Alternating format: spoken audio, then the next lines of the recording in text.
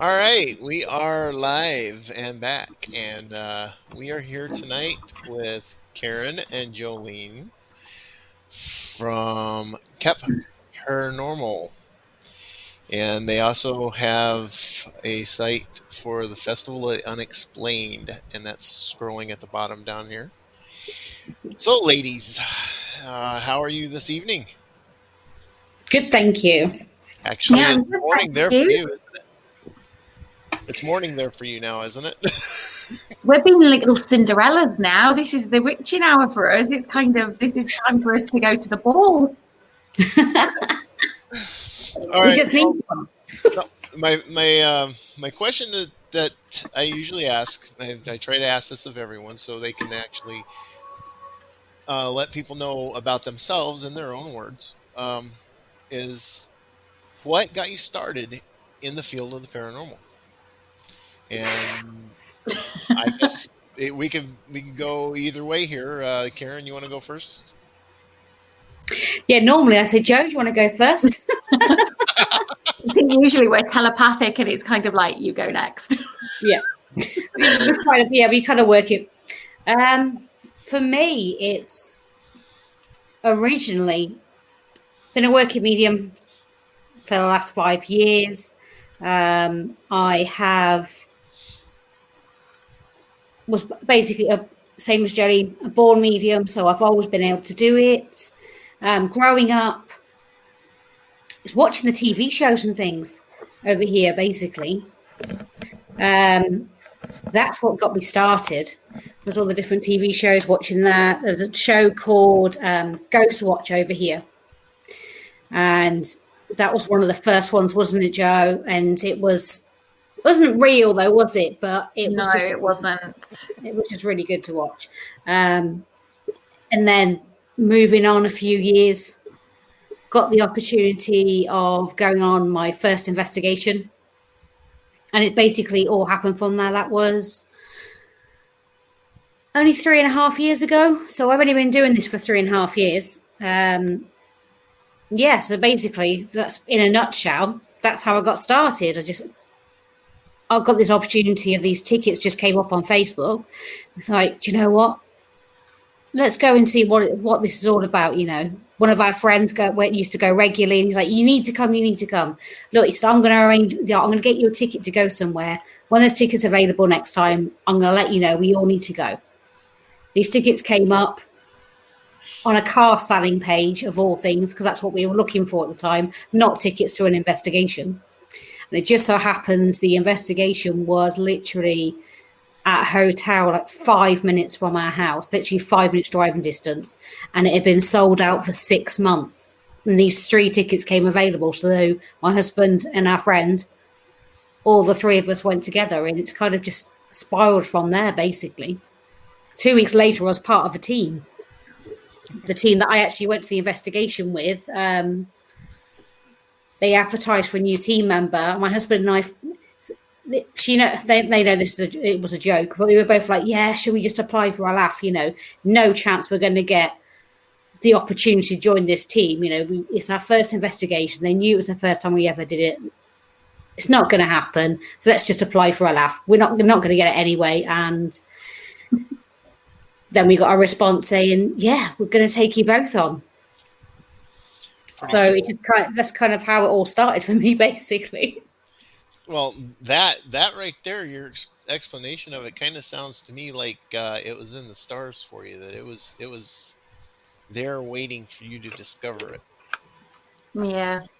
Yeah, everything happens for a reason, doesn't it? Yeah. Mine's a little bit different, though. It's kind of like, obviously, I've been a born medium, so I've had this since I was a child, and just growing up through my childhood, having various experiences and wanting to, read books and research things. And then come 2016, I started to go through some marital issues, and obviously results in divorce and what have you. But I just wanted to get back out there, and found that some of the events teams here in the UK were a little bit unified and a little bit a little bit regimented, and I wanted something a little bit different. So set up my own paranormal team and started to do events. but then saw me being picked up by Celebrity Haunted Hotel, which was a live TV show here in the UK back in 2016 that aired on 5 nights across the Halloween period, which then led to quite a few other segments for some major primetime TV shows here in the UK as well.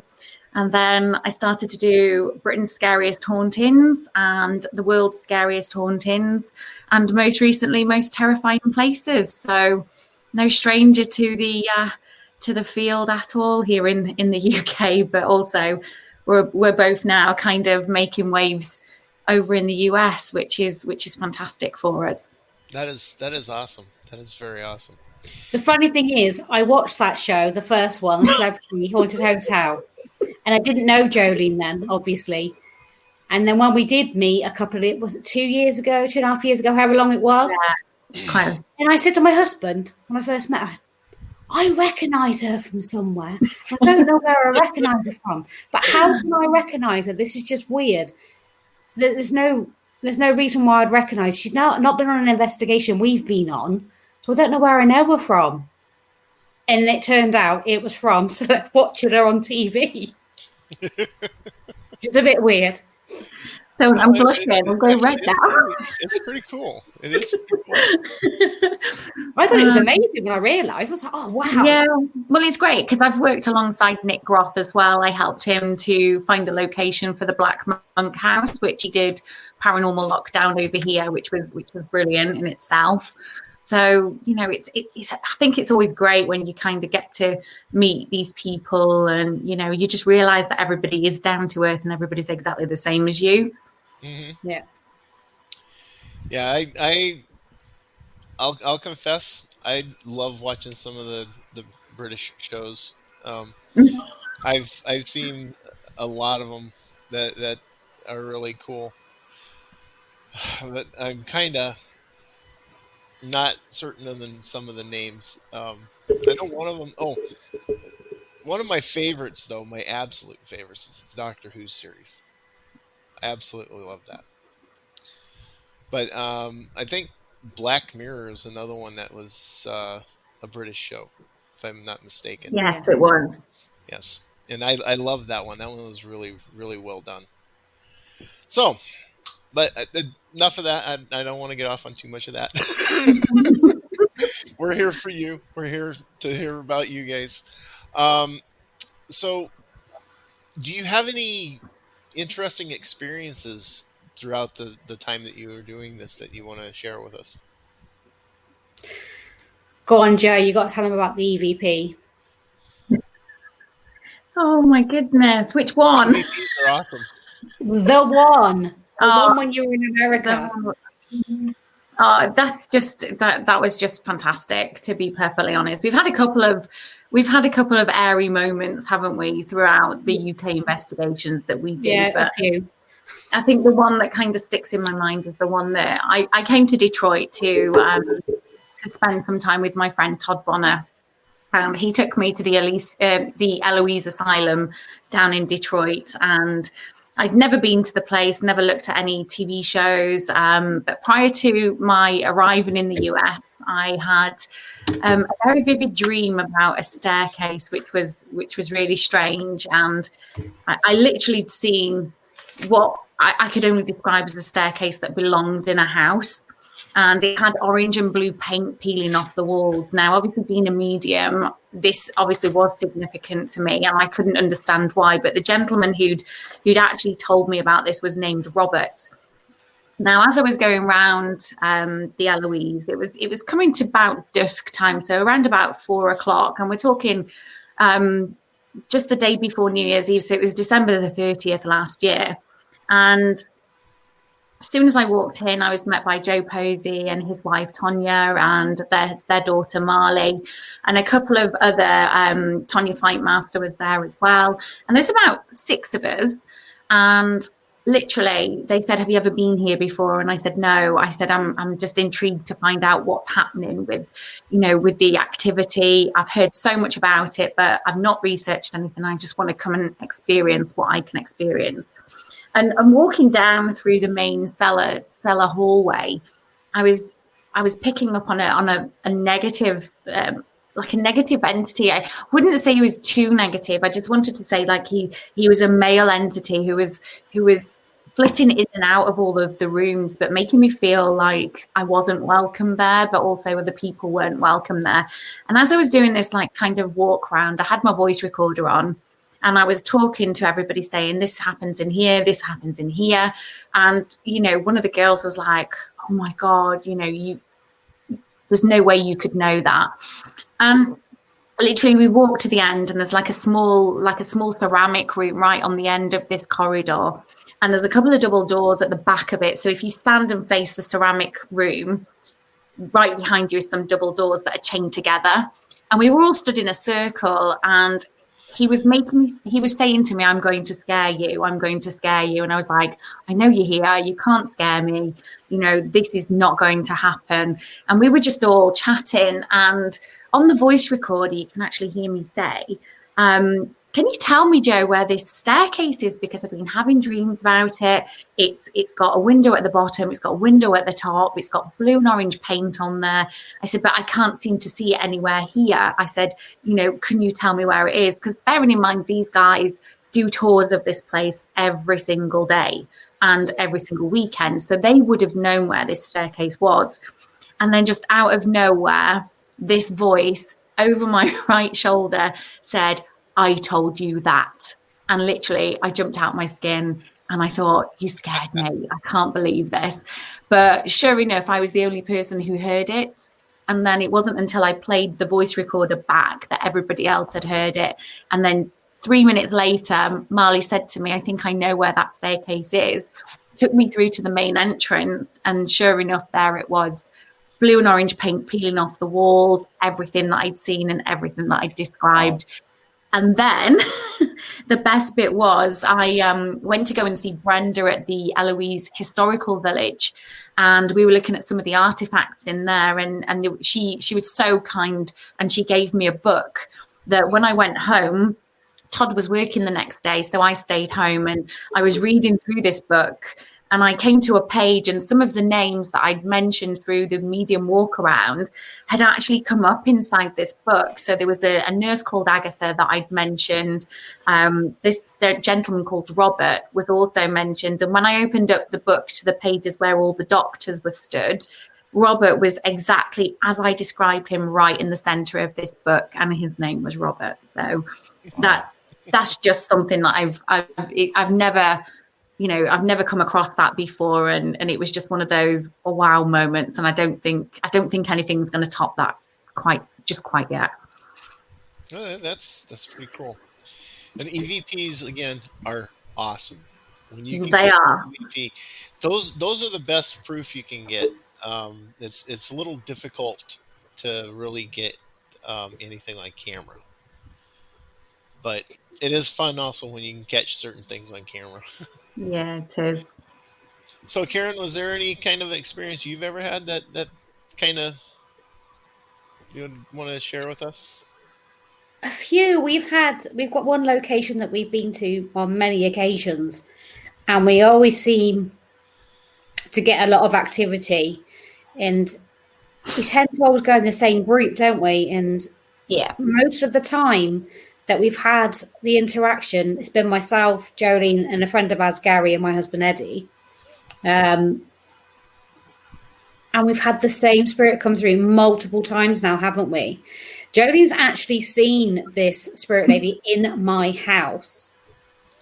She's actually been in visitation to my house, which is a good thing because she's a nice person, thankfully.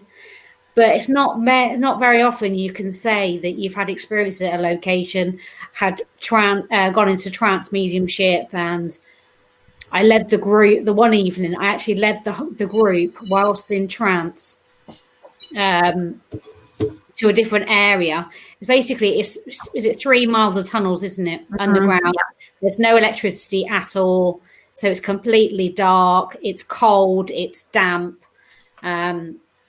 But yeah, I took the whole group for a walk, and they said, "Oh, just follow it." They just followed me. I don't know where I was going, what I was doing, because I was completely under. And I literally stopped about this far from a brick wall, because the brick wall hadn't been there long. They literally, they've been blocking up a lot of the tunnels, haven't they, in the past few months? Yeah. They're turning it into a museum. And I think the most scary, it's not spirit or anything else, the most scariest thing was coming back around and literally being that far from the wall. So if I hadn't have come back when I did, I'd have headbutted that wall. But the lady that I tranced, she's actually one of the witches from there. And she refers to Jolene as the girl, doesn't she? And she's even come through and said that Jolene's going to be the 8th member of their circle. And I went to another location and she came through there as well. And like I said, Jolene's been to my house, and she describes this woman to a T. And she's, well, I'm seeing this woman, and then she described her. Are you joking? And she describes. And it was madness, because the person she described was nothing to do with me, wasn't from my house, wasn't from my family. She was from this location. We don't think that's the first time, do we? It's just we don't know how many times she's been here. Yeah. So it's just strange that when you sit there and you're sat at the kitchen table, and I'm just like, okay, what's she doing here? basically, during your investigations, this spirit had attached itself to you. Or well, I don't know if she's attached. She's not here all the time. She's not with me all the time. She comes in visit. She comes and goes. She comes in visitation. Mm-hmm. I don't actually think. I think she's something to do with one of Karen's past lives, if I'm honest, because the way she comes through, it's like she knows quite a lot about us, like both of us. And it's kind of like she understands whenever we go to Drakelow tunnels, she knows that we're going there, and she's always there waiting for us as well. And it's kind of like every single time that we go, we uncover just a little bit more about how she was, and what the witches used to get up to in those tunnels. So it's kind of like peeling back the layers of an onion with her. And she just, I think she just likes to look after Karen as well, if I'm honest. A bit like a guardian angel. Well, I wasn't meaning like she attached herself to you like being evil or anything like that. I mean, she's more looking after you. Yeah. Well, when you came to visit, I've been going through chemo in the last few months, and so I haven't been going out investigating. And you didn't go on this occasion, but some of the others went to Drakelow, and that was like a couple of weeks before you came to visit, wasn't it? And then Jolene came to visit a couple of weeks later. We hadn't been, but the others, our group had, and it was only a couple of weeks after that she actually came to the house. Interesting, yeah. So it could be that she's, checking in and making sure you're doing okay. So another thing I ask sometimes, if I remember to, because I like to know the kind of equipment people use. It's not to say you're using the wrong stuff or anything like that. I'm just curious on what equipment you use, and then I also compare it to see if it's something that I haven't used, and if it is something that I haven't used, then I usually ask about it. So, is that something that you would like to possibly share with us too, or? Yeah, why not? I mean, obviously, being mediums, the greatest tool that we can kind of use is ourselves, and we do have all of the relevant tech. We've got the Ovulus, we've got we've got, oh my goodness, we've got a huge plethora of equipment that we use, but I think my favorite is probably the PSB7, which has just been upgraded to the new one. So the sound is a lot better on the new one.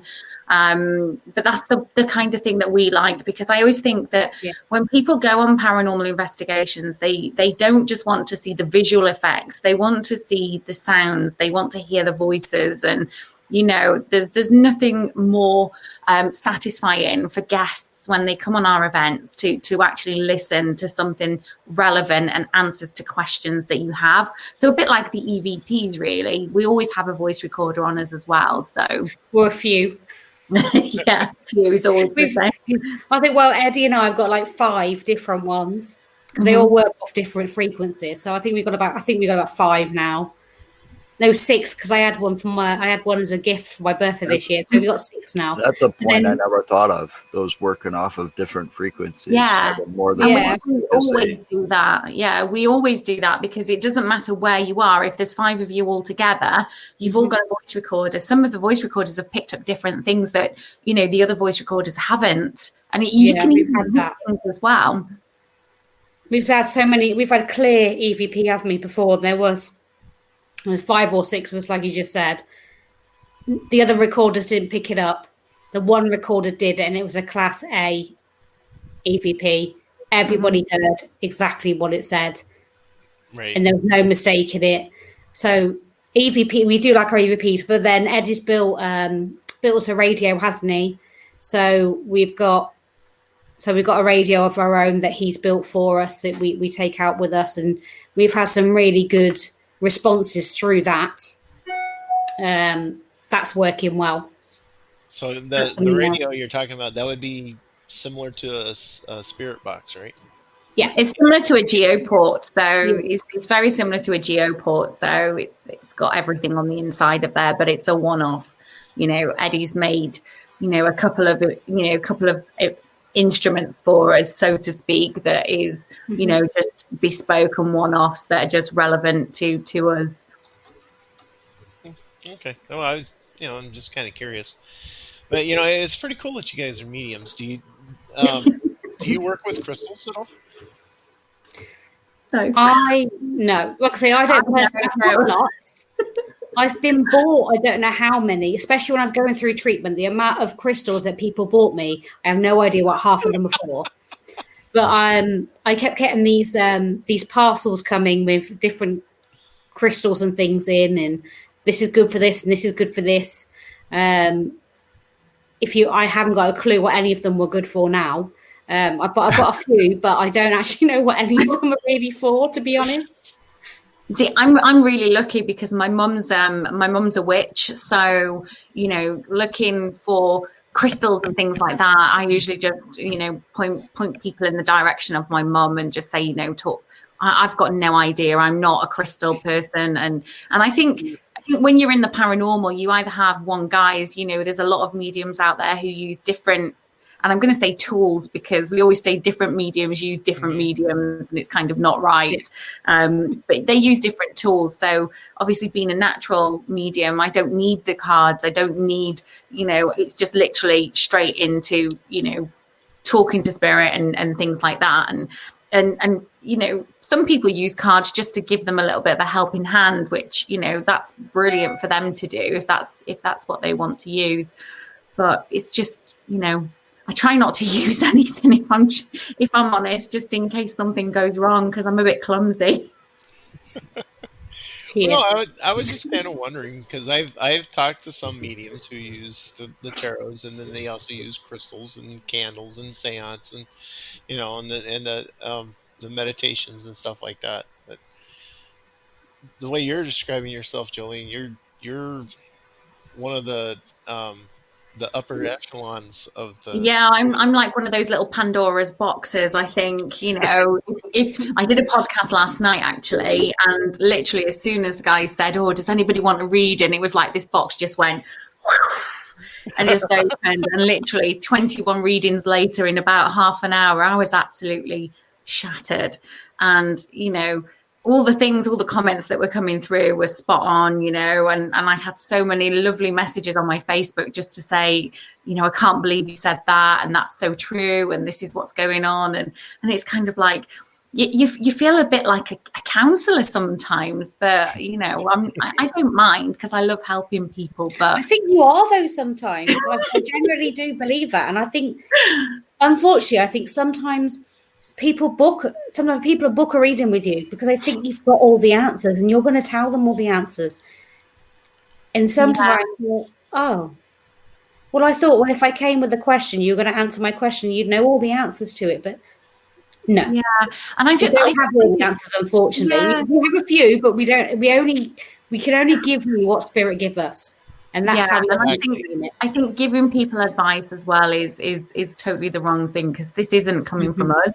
You're just a vessel at the end of the day, just to give people, those messages from their loved ones that have come through, but also to give them validation. So the validation is, oh, this lady did this and this lady did that, and she heard you talking the other day about X, Y, and Z, and people are like, oh my goodness, I can't believe it. But it's when you get the compliments, when they say that you're on another level and things like that. That's just, when they've seen mediums work previously on Facebook and then all of a sudden you're just another level.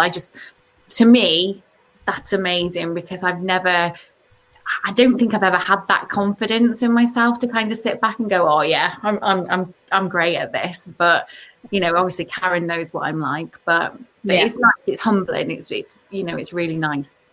And it's good for me that other people have actually said it to her, because she doesn't listen to what I tell her. Because obviously we're so close. I'm going to tell her she's amazing, because to me she is. But she's not going to listen to me. But coming from other people, I'm glad that other people have actually told her now. So she might actually start listening now. No. I can only but hope. I kind of understand how she, with listening to how she's explaining herself, I can kind of understand. She almost sounds like a Libra. No, I'm not. I'm a Sagittarian. It's my birthday next Tuesday. Well, happy birthday early. Well, yes, happy early birthday. Thank you. But yeah, I mean, just you do sound a lot similar to a Libra, because I'm a Libra, and I'm the kind of person that I like to help people if I can, but I hate asking for help. Yeah. I feel I have this weird thing, and part of it I think is my OCD. If I can't accomplish it without help, then I don't need to accomplish it. Thank you, Kayla. Oh, that's my daughter, by the way. Oh, that's your daughter and granddaughter there. Oh, and my granddaughter. In the picture. Daughter and my granddaughter. But yeah, I try to help people as much as I can, and I hardly will ever ask for help, because I'm just that way. You sound like me now. So, being in the UK over there, have you guys done any investigations in any of the castles or anything that are still left? Yeah, like Dracula's castle. Dracula's castle is not in the UK. It's doesn't matter. Jesus. We have some ruins. We are. We have some ruins which are in East Yorkshire called Whitby, in a place called Whitby, where Dracula was supposed to have landed back in the day, and that is reputedly to be haunted. But because it's an open air ruin, you can go and investigate, but there's always loads of people there. But some of the castles that we have, there's Gritch Castle, which has just been featured on a major primetime show over here, which they've closed the doors down, but there's been some investigations there in the past which have yielded results. There's Warwick Castle. Warwick Castle we've been to. That's a great one there. Yeah, with Aleister Crowley. So all, the spirit of Aleister Crowley is supposed to haunt Warwick Castle. But I think here in the UK, the most prevalent venues that we have are the ones that have been publicised on, the likes of Paranormal Lockdown and, the Ghost Adventures and things like that. And, the Black Monk House stands out because everybody wants to know about the houses, which are similar to the Hinsdale House and the Malvern Manor and the Ballista Axe Murder House, and the Black Monk House. I've investigated that place probably about 10 times now. And it's one of those places that sometimes you get the results that you want, and sometimes it's just as dead as a doornail. Excuse the pun. No. That's fine. You just don't know. That's with any location, though, isn't it? Well, yeah, it's for any location. Yeah. You could just be sitting there talking to yourself for hours and not hear a thing. Yeah. Yeah. Well, we've had people who's been in this for years. I mean, even further long than I 40, have. 40 years Who is the has literally longest said, veteran we've. they have literally said that doing EVPs are some of the most boring things because you can sit there for hours and you're just sitting there talking to yourself because there's nobody else around. And if you don't get anything on the EVP, that's basically all you did is sit there and talk to yourself. I That's did all right. that regularly in my house, and I don't even have a voice recorder going. It's called talking to my children. You know, it's okay to talk to yourself, but when you start answering yourself, then it starts getting a little wiki. I do that too as well sometimes. I was going to say I do that as well. What you want about? I do that all the time. I have the most amazing ideas. I agree with myself about them. It's when you hear the voice, you know, you sometimes, because obviously I'm clairaudient as well, so I've got all of the senses. So it's when you hear that, Joe, and you're like, what? And you're looking around. What do you want? I had that today when I called you, just before I called you this afternoon. I thought Eddie was outside cleaning the car, and I thought he'd come in, and he called me. Well, it sounded like him, but it wasn't him. So I came through the house and looked out the front room window, and he was still outside cleaning the car, and I was like, "Oh, hello. You want to talk to me?" And nothing. I was like, "Oh, okay." So he was wind me up basically. So you called my name, and then now you're ignoring me. I said, "Fine, if you want to be like that, I won't bother talking to you either." And then just rang Joe and carried on doing what I was going to do. You know, if that stuff started to happen to me, I'd be looking for the stray jacket to be coming. You know, it's bad enough I tell people I hear voices as it is, but to actually have it happen, I think I'd be freaked a little bit. I have had it happen. It's just normal in this house. Jolene will tell you there's all sorts in this house. So there's something in every bedroom for a start, and so you kind of get used to it. So you expect to. Well, you don't expect it actually when it does happen. People think, you just make the assumption that you expect it all the time. And the first few times, I was like, I expect it to happen all the time. Nah. It's just whenever you're distracted or you're not expecting it is when you get it. I haven't got over that form of thinking yet. So Tom's asking, how do you get over the hump of thinking you're crazy? Do you know what? I don't think you ever get over thinking, am I crazy? Am I hearing things? Am I going around the twist? Is what we say. Is there something wrong with me? But, yeah. And it's kind of like you have to get over it, because if you sit there and think you're crazy, then you're going to start to convince other people that you're crazy and you belong in the nut house, which isn't good for anybody. And there'd be no paranormal investigators or mediums or anybody about if we started, thinking that we were all crazy. So yeah, I don't know. It's just, nah. I do think I'm crazy sometimes, but that's usually when I've had a few too many gins. And we'll leave that conversation. So are you a gin and tonic kind of person then? Oh, here in the UK, I work in the alcohol industry during the day. So I work with spirits during the day and spirits during the evening.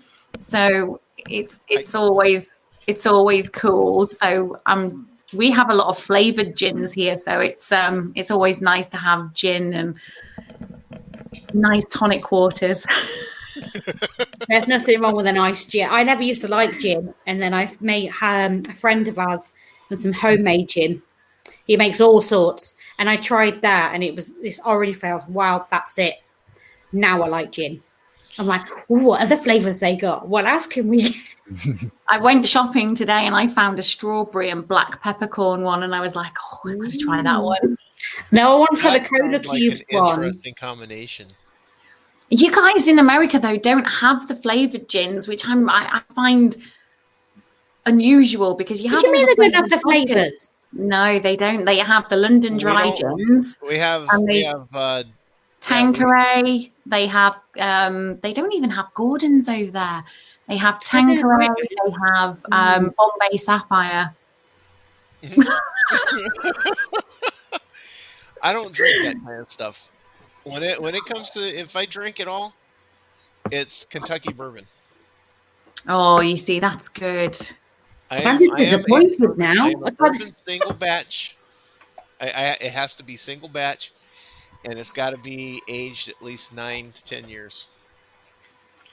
That's the kind of that's my drink of choice. I'm gonna try it. When I come over, I'm gonna try it just because I got it. Yeah. And I'll be picking you up off the floor when you've had it. Probably, because I don't drink, do I? I know. My idea of having a drink is having one glass of wine and that's it. And they're like, no, I've had one now. Oh, then if you like wine, you have to go to California, Napa Valley. Yeah. Quite partial to a lovely Malbec. I've listened to it. They have some of the best wines in California. That's what they say. I originated there. I don't know. Some people would argue with you. I don't know. Some people would say it comes out of Italy. If you do when you come here, if you do try a Kentucky bourbon, one of the best is Knob Creek. It's a 9-year-old single batch Kentucky bourbon. Oh, my daughter Kayla is asking where you guys live in the UK. Well, I'm in the Midlands, so in the middle of West Midlands. So trying to think of big cities near me. The nearest big city is Birmingham. And you're...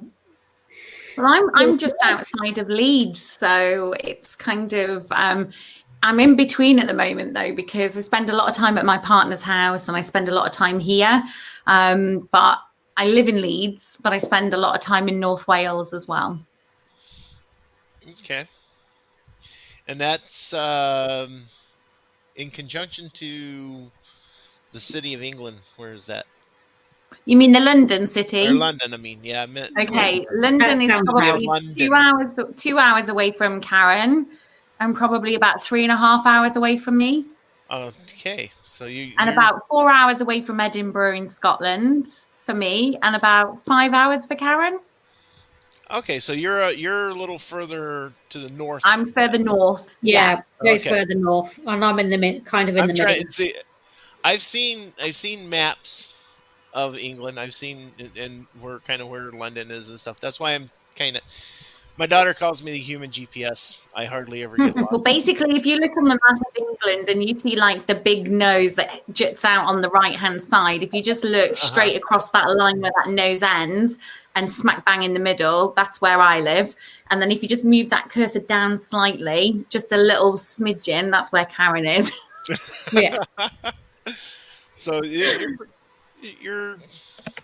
good area there. That's a lot of open. It's great because everywhere's accessible. Literally within a couple of hours we can be in London, a couple of hours we can be in Scotland, a couple of hours we can be in Wales, and then a couple of hours over the water and we can be in Ireland. So sounded like me over in California, where I lived in California. I was 2 hours away from being a mile high in the mountains, 2.5 hours away from spending the day on the coast.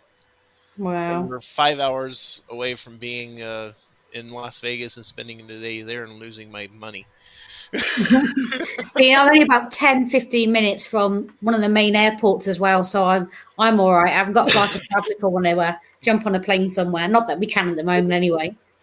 You could have did what I did when it came to Vegas. You could have went to Vegas and came back married, I did one time. One time. Please don't tell me you got divorced 24 hours later. No, I didn't. I'm still married. 17 years. I got divorced 17 years later. Oh, goodness. So, yeah. No, I married my wife about 10 years. Yeah, well, it'll be about 11 years ago, Valentine's Day. Oh. and we got married in Vegas. So You're romantic, you, Joe. I won a trip, and it was, spur of the moment thing since we were there. It wasn't even planned. No, it We wasn't. plan But nothing out.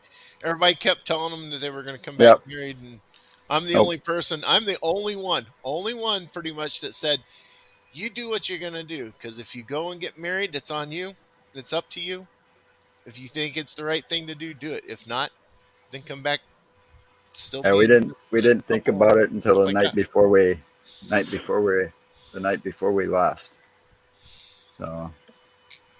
So anyway, so do you guys do any investigations in cemeteries? I do. You have, haven't you? I live near a stately home called Nostell Priory, which is it's a 16th century old priory, which is just outside of Wakefield in West Yorkshire in the UK. And there's a cemetery attached to that called St Mary's. And I've been in there quite a few times, but also when I grew up, I lived near a cemetery as well, which is quite uncanny because Karen lives near a cemetery now as well. Well, I live over the road from one, literally cross the road and you're in the cemetery. Yeah. Not that I can get in at the moment because the gates are always locked because of COVID. They're not even letting people in there. Oh, well, I felt a joke coming on there, but I'm just going to keep that one for myself. Oh, God. Oh, my goodness. I'm trying to behave. I was going to say, yeah, I'll leave it at that. I was just about to say they're dying to get in there, Karen. Yeah, I was just going to say. So Eddie says it all the time. And I'm Oh, like, my God. Can't say that. And he's like, but it's true. He said they're the only ones that are letting in. I'm like, oh my goodness. Yeah. We start to get the giggles when we get like this because when we're on investigations and We're a nightmare. You spend so much time with each other, you know what trigger points, trigger each other off, and you can say something, and somebody will say something and I'll be like, oh yeah, they're doing this, aren't they? And Karen will just look at me with that little death stare and she'll be like, Little death stare. And then that's it, I'm laughing. It's like, Jolene's not the only one that gets a death stare. Everybody gets it, so it's all right. I'll tell you what though, it's funny because it's like sometimes it's like if it's the other way round, Karen's like, I'm sorry, I didn't mean to. But we are a great double act, even working together as the mediums and things like that. We just pick each other, we pick up the same things, don't we? And sometimes it's mad. Yeah, in tandem, and we kind of flip from one thing to another, and it's mad because we can be on different ends of like buildings and places like that, and we'll pick up the same thing in different areas of the building, which is really, really uncanny. Yeah, and we come back from break and like, what did you get? And you've got the same thing, but you've not been anywhere near each other. That is cool. That is cool. So, are you both kind of similar on the same plane as the medium, or is one of you more sensitive than the other? I don't know, because we pretty much, like I said, we do. Whenever we work together, the one starts the sentence, the other one finishes it, because we can interlink with the same and have the same communication at the same time, can't we? And it's not just we do live readings and things as well, don't we? And I get really annoyed with Jolene. And I'm going to put this out there, and she knows. But I get really annoyed with her because I'll be drawn to someone. We do these live readings, and I'll look at the comments, and I'll be drawn to someone, and I'll be waiting for the other person, Gary, that works with us as well. I wait for him to finish. I'm there. I've got my person. I've linked in. I'm ready to give my message. Jolene pipes up with the name I was just about to go to. She does it all the time. And I'm like, and she just looks at me as if to say, oops, I've done it again. And then you just give the message. The thing is, you see, is like when I come on and do live readings, it's kind of like I said, it's like Pandora's box. Literally, it just opens up, and it's like it's like a train wreck waiting to happen, because it's just like bang, bang, bang, bang. And it's, you know, it is funny because she's like, I was just going to say that. So now I've learned to kind of zip it, because obviously you know that I like to talk. So I'm having to zip it, which is quite hard for me. Yeah, because that's what happens. I'll be like, just start giving the information, and sometimes I'll just chip in because what she's saying is what I was going to say anyway, or I'll just chip in at the end and say, and by the way, and this, and then add something on the end or something. Or other times I just sit there and go, okay, I'll just wait my turn. We do it with interviews, because we do our own interviews, don't we? And that, like where she's at home now, I'm at home now, nowhere near each other. And we'll be doing an interview together. And I have my questions and I'm good to go. And I know what questions, certain questions I want to ask this certain person or whatever.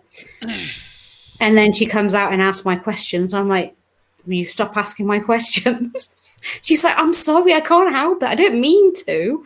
I'm naturally inquisitive, though, so I've got to ask people questions. I feel like I'm sat here going, right, Mark, what are you going to be doing later on this week then? And I'm having to stop myself, because I'm one who likes to extract information from people. Yeah, and she's very good at it too. I'll give her that. I just love, you know, asking really awkward questions of people. And Karen, I can see her squirming sometimes, like, oh, don't say that. Oh, don't ask that. But I'm so cheeky, and I just think, no, it's if it needs to be asked, it needs to be asked. She's like, well, I'm thinking it, so I'm asking it, type thing. You know?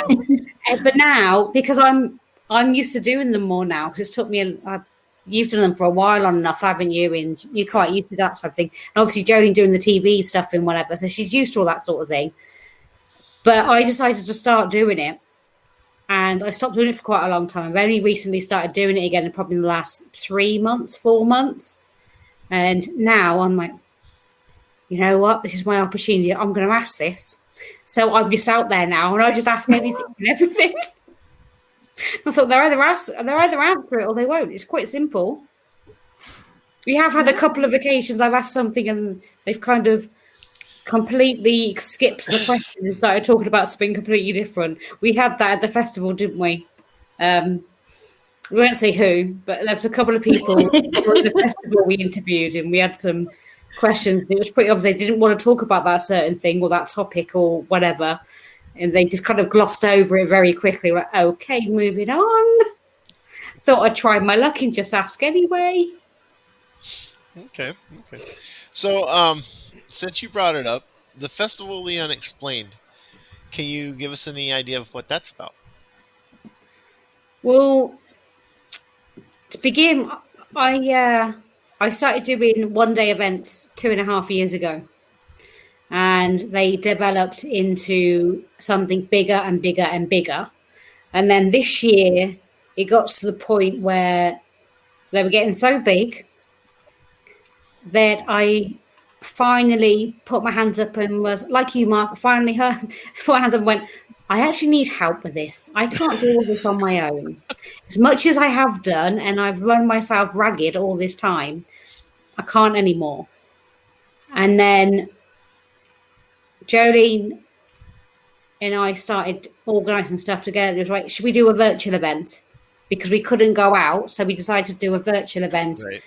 And we did the first, was it 20 hours, wasn't it? We did 10 hours on Saturday, 10 hours on Sunday, interview people from the UK, America, was it New Zealand we have as well? Yeah. We had, I can't even tell you we had that many. And then it was such a success. It was a huge success for the 20-hour one that we, you know, people kept asking us, when are we going to do the next one? So that's what we did. And we were going to put one on in September, but we realized that it needed to be bigger and better than what it was before. So we opted for the weekend before Halloween. And what should have been just a 24-hour, you know, Saturday through the night, Saturday night until 6 o'clock on Sunday turned into being 41 hours of who's who. And literally, we still had people asking us to be part of that. And, you know, Karen, myself, Dennis, you know, a couple of others behind the scenes as well. All, you know, we all sat there and interviewed all the people from the likes of Nick Roth, you know, Mike Gongalves from the Wrath Chasers. We had Miranda Young, who was on your show not long ago. Yep. Biker Exploration lady, she's such a sweetheart. So, we had Johnny Hauser, didn't we? And Josh Hurd. We had Chris McKinnell. Yeah. Ed and Lorraine Warren's grandson. So we had him on, interviewed him. We had Bishop James Cloud from over in the US as well. Then we also had the live ghost walk around Gettysburg as well. We had the Malvern Manor. We had to walk around Malvern Manor. I did from Josh Hurd. He did that for us. Yeah. It was just madness. It literally started at 10 o'clock on Saturday morning and finished at 11 o'clock Sunday evening. And we actually did everything. Pretty much all the interviews between the two of us. Dennis did a couple here and there, but merely all of them, one of us did them, if not both at times. And it had to be a team effort, because, you know, when you're using the likes of StreamYard, then you have to get your guests into the studio. You've got to make sure everything's set up. And, you know, when Karen was talking, it was me in the background. When I was talking, Karen was in the background. So for 41 hours, it was kind of like I'm running on adrenaline and coffee and wine and everything I could get my hands on.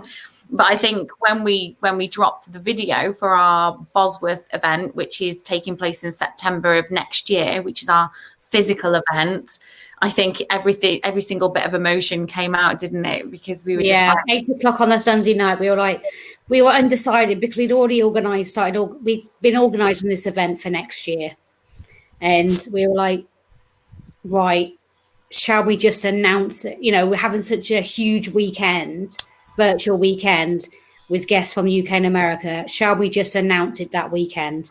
We got the audience anyway, so we might as well just do it.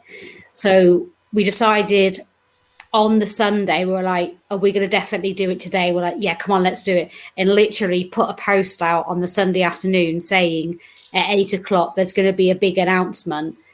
So we've organised a physical event. We do physical events anyway, but normally they're only one-day events, and we have more like local teams as speakers, and not so well-known people as speakers and store holders and things for us throughout the year. But the Bosworth 2021 event is the big one, basically, where we are having that many guests, flying over from America to physically be at the event. We are starting off. Oh, he's bringing it up. Thank you. Yeah, we've got there's different tickets. We start off on the Friday morning, and we're going to 2 historic locations. We're not saying where yet. We're not actually announcing that. The Friday evening, then we're having a buffet. We're having ghost stories from a lovely gentleman called Stephen Mercer. And then we're having a seance. I should have said during the day, we've actually got a we've got a historian, Penny Griffiths Morgan, which is well known here. So we've got her on board, and she's our historian for the day during the Friday. Next we've got Stephen Friday night. Then Saturday will be exhibitors, speakers. Then we got our shindig, so we got our party Saturday night, and then we've got our speakers and our store holders on the Sunday. But our speakers we've started announcing. We did announce actually some of them during the weekend. We have. Well, I'll let you start with the first ones that we announced, and I'll do the rest. Okay, so the Friday we have Penny Griffiths Morgan, who is an author and historian who has written a couple of books here in the UK. And we've got Stephen Mercer, who is the Victorian ghost hunter. And he's going to be telling some ghost stories from his hometown and also the surrounding areas of Bosworth where we're actually holding the event. And then we have Sarah and Phil Wyman from Are You Haunted, which is an Amazon Prime series. We have Miranda Young from the Ghost Biker Exploration. She's coming across. Mike Gals, Chris Smith, and Brannon Smith from the Wrath Chasers. They're all three going to be there. We have Daniel Klass and Rob Thompson from TV's The Ghost Finders. They're going to be there. Oh my goodness. We've got Patti Negri. Patti Negri. She's announced. I'm trying to think of the ones we've announced that we are allowed to say. We've got Patti Negri. She's coming over as well. I'm trying to think, is there anyone we've missed? The Wrath Chasers, Patty, Miranda, Daniel, Sarah, Phil, Stephen, Penny, Rob. I think that's what's been announced so far. I don't want to say anybody else just in case we haven't. So are you gonna try to like intertwine this with any kind of a broadcast like this or anything, or is it just going to be all physical live on the spot? At the moment, there's something that we're kind of discussing in the pipeline, because obviously we want as many people to come to the event as possible. So, just depending on how well it's received and how well the ticket sales sell, we would be looking to do some form of, just back, like a little bit of a pilot show just to interview people who are there, guests as well as the celebrities and things. But obviously any of the lectures and things like that, we're not going to be streaming because, it is exclusive. It is an exclusive paranormal event and it's the biggest in the UK. So this is the reason why we want to kind of keep that content secret, but we will be doing some form of interviews, back office sort of thing. It makes sense. I was just wondering if you were going to try to do any kind of an intertwining of it. So, with all your guests and everything, is there, and I'm not asking you to say it if it is, just maybe a little hint that might throw people a line saying maybe they want to go after this? Do you have any special appearance guests that you have lined up, but you don't want to say who it is? Very possible. I'm not saying yes, and I'm not saying no. Potentially. Anyway, moving on, Mark. Anything else you want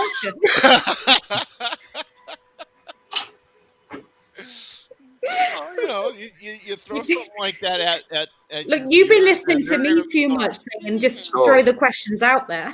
So you're going to be hoping that this COVID-19 BS is going to be. No, we're not hoping. It's going to be. It will be. Okay. I think out there. Yeah, I think because the UK have a vaccine now, it's only a matter of time. Mm-hmm. I was just wondering, because did you or did you not mention you're doing chemo?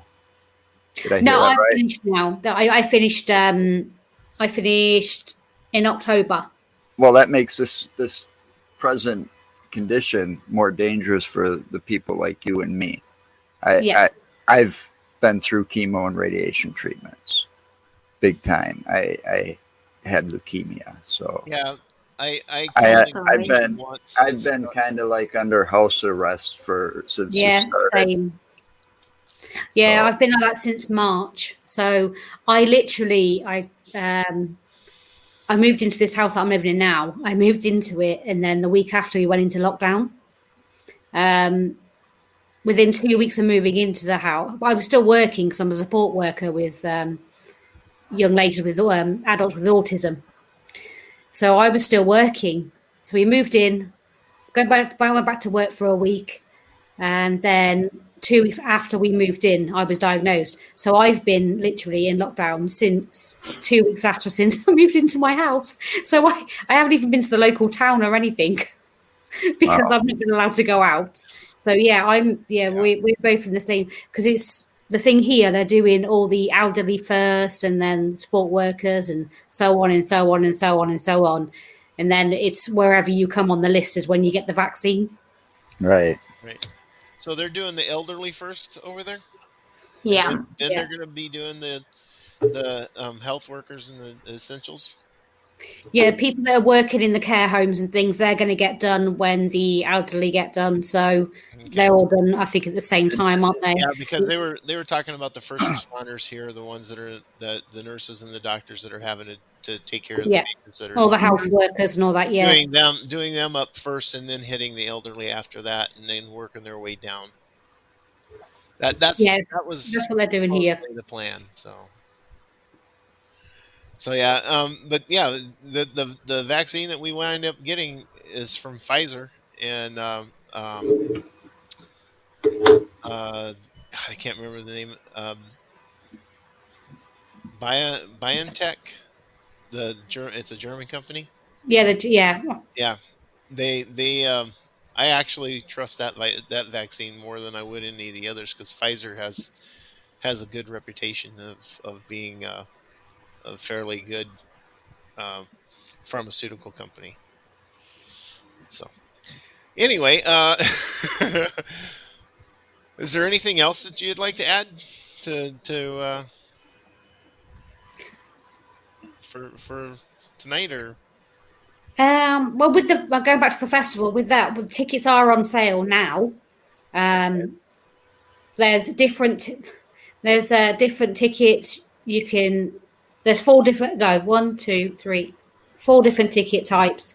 So you can come for the day, or you can come from Friday morning through to Sunday afternoon, or you can just come from Friday evening through to Sunday, or you can just come on Saturday morning and come Saturday day, night, and Sunday day, or you can buy a ticket either just for Saturday or just for Sunday. We do know that there are some people flying over to come to our event, public that is, that have commented like, right, yeah, I'm coming over, and they've actually looking to book tickets. So we will be expecting to have some different people from the US coming over and purchasing tickets from us, as well as the UK as well. Cool. And obviously on the tickets from the below. Yep. But also you can catch up, you can catch up with us on the Festival of the Unexplained Facebook page, because we're always on there. We're always announcing, new guests. We're always putting videos together. We're always doing live streams. And it just kind of gives you a little bit more of an insight as to how we're going to work the weekend and things like that. But the Saturday night is just going to be fantastic. We've got a live band, there's quite a lot of food included as well in the ticket prices. The hotel itself has a spa, and it's a beautiful hotel. So we're really excited. Yeah, there's a lot of events and things that don't include, like we've included, like Jolene said, we've included food for Friday lunch, Friday evening. We've included food Saturday evening as well, and that's all included in your ticket price, which normally that isn't done. You don't normally get your food included at all.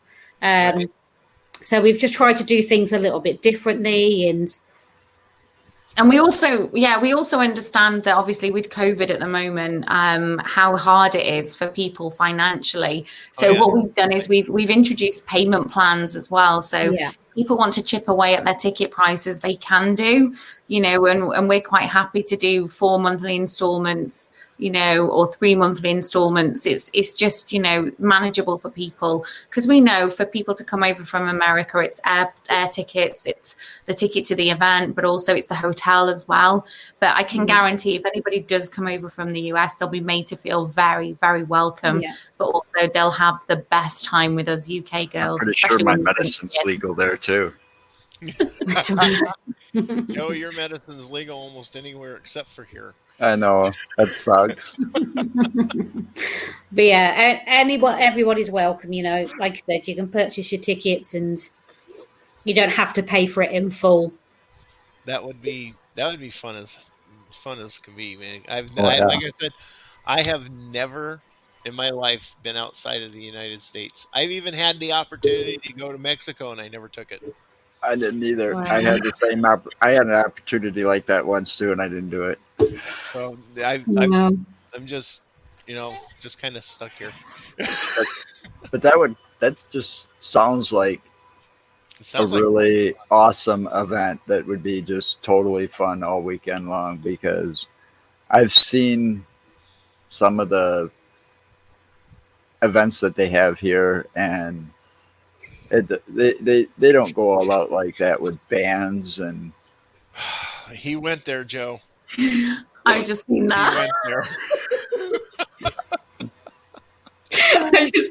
You can't see me. I've gone bright red, so it's okay.